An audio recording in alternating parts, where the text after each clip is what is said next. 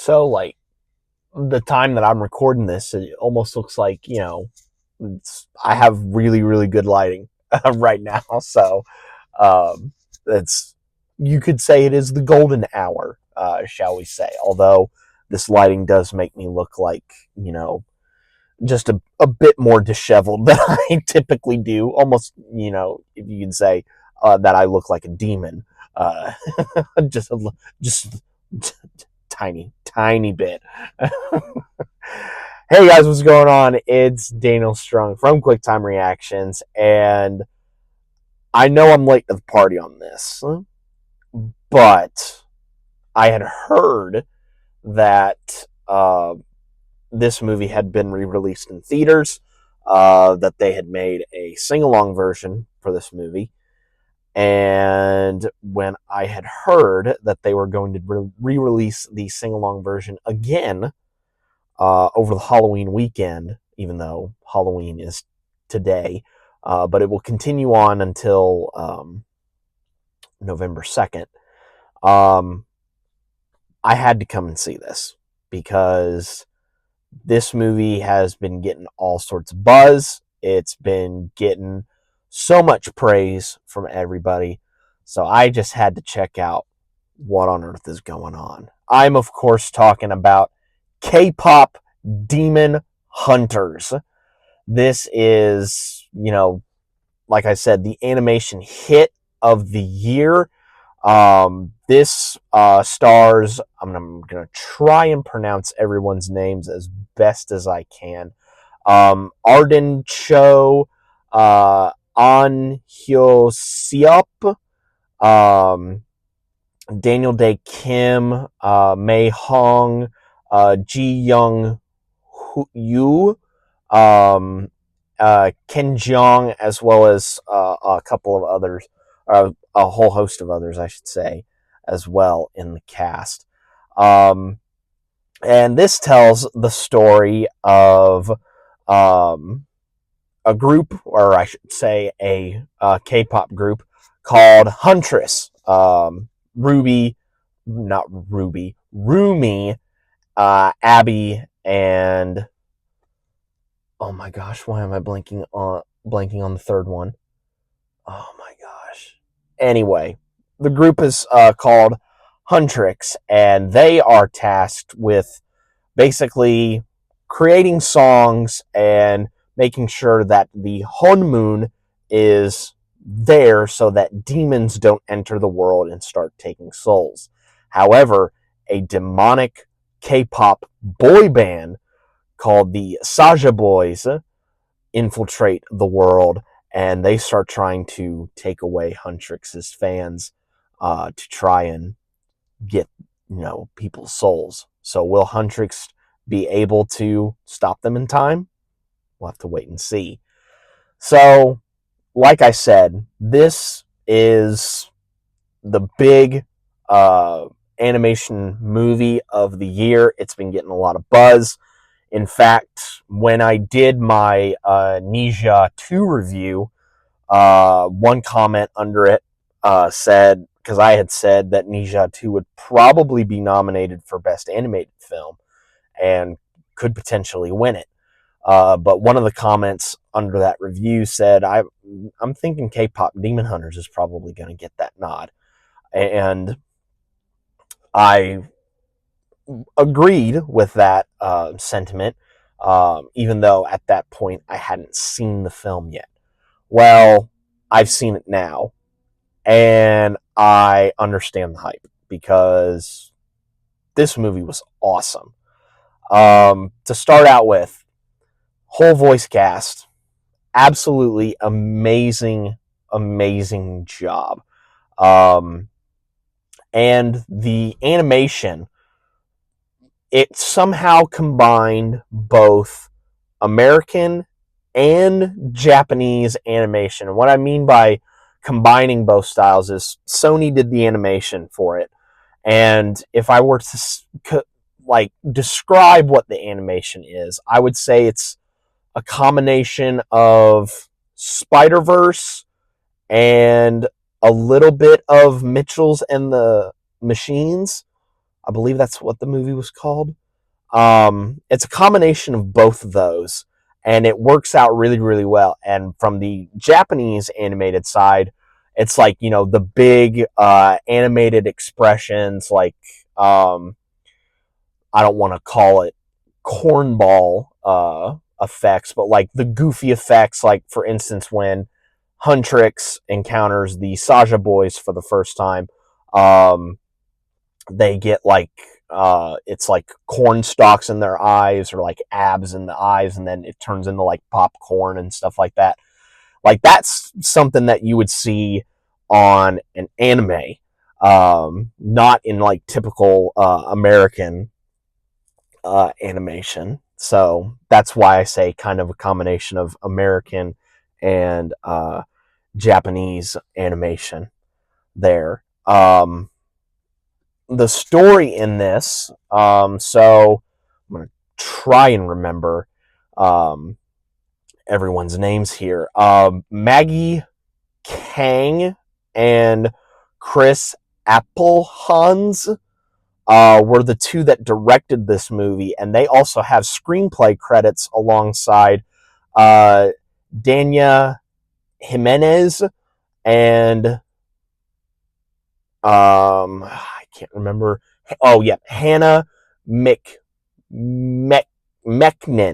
Hannah McMechnin. I think that's her last name. So many names to remember in this. But Maggie Kang had sole story credit on the movie. And I have to say, the story in this, I mean, it's not anything that we haven't seen before. It's a typical, I wouldn't necessarily say typical, but it's a simple liar revealed story. Like Rumi has, this secret about, the patterns on her arms that she's trying to keep away from the other two. And of course that's going to get revealed, and there's going to be a split, but they're going to end up coming together in the end. But I always go into the mindset of, okay, if the story is going to be relatively similar to things that I have seen in the past, I always look at two things. One, how can the cast kind of deliver it? And two, what's the message that they're trying to put forth with this story? And the characters are really, really likable, and you understand why they would do their decisions. Like Rumi is hiding this because she knows that if they complete the honeymoon, they'll go away, and she doesn't have to deal with this problem anymore. So you are wanting her to succeed, but she's pushing herself so hard that it's kind of making it impossible for her to succeed. And of course, her friends would be mad at her, and so on and so forth.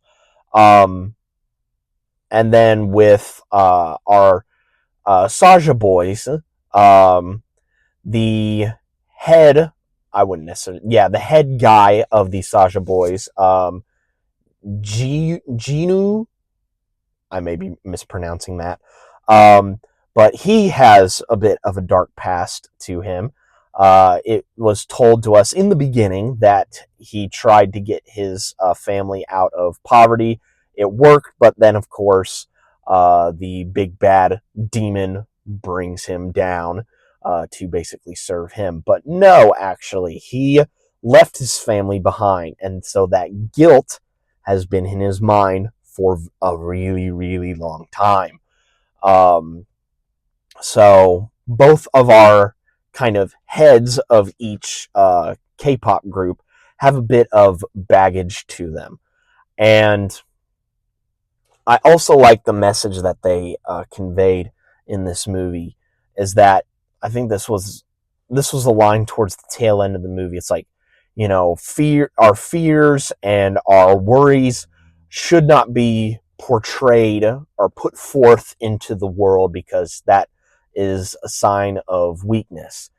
And as someone who always strives to do the best that he can in every aspect of his life, there's always that little voice in the back of your head that says you're not doing, no, you're not good enough.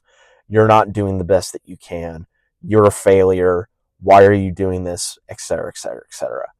And it's some of those days, it's like you want to listen, but on other days, it's like you try and shut it out as best you can. And that is a real life struggle. And I've also had that struggle as well. So I think that message is absolutely amazing to have in this movie. The soundtrack's awesome. I had only listened to one song before seeing this movie, which was How It's Done, but all of them are absolutely amazing. Like Soda Pop from the Saja Boys, that's an absolute banger. Golden, Takedown, the last song towards the tail end, I couldn't pick up the title on that one. But yeah, all of them are just really, really good. And I would not be surprised if, excuse me, if that final song, or maybe even the duet that's in the movie, if those aren't nominated for Best Original Songs. Like, I have a strong feeling that at least one of these songs from this movie might get nominated for Best Original Song. Because all of them are really, really good, and I could see any one of them being nominated. But yeah, I am now fully enveloped in the hype of this movie. It was such a really, really good experience. Really cool animation. Awesome job by the voice cast. Awesome job by the singers as well for the group. They absolutely did an amazing job. Story was really, really good. Soundtrack was awesome. Like, this is an absolute win for not only Netflix, but also Sony as well. And it was absolutely amazing. And I do think that this has, not only does it have a really good chance of getting nominated for an Oscar, but I think it has a chance at winning it as well.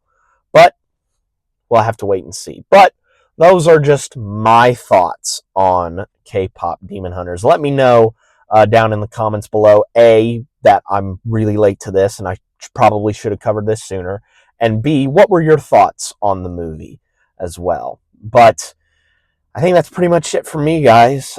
Be safe out there, and just as a little FYI, I actually have markings on my arm. I have patterns on my arm as well, but you can't really see them that well because I use a lot of flesh-colored paint to blend it in, and it doesn't come off via sweat. So, I'm all good. And I will catch you guys next time.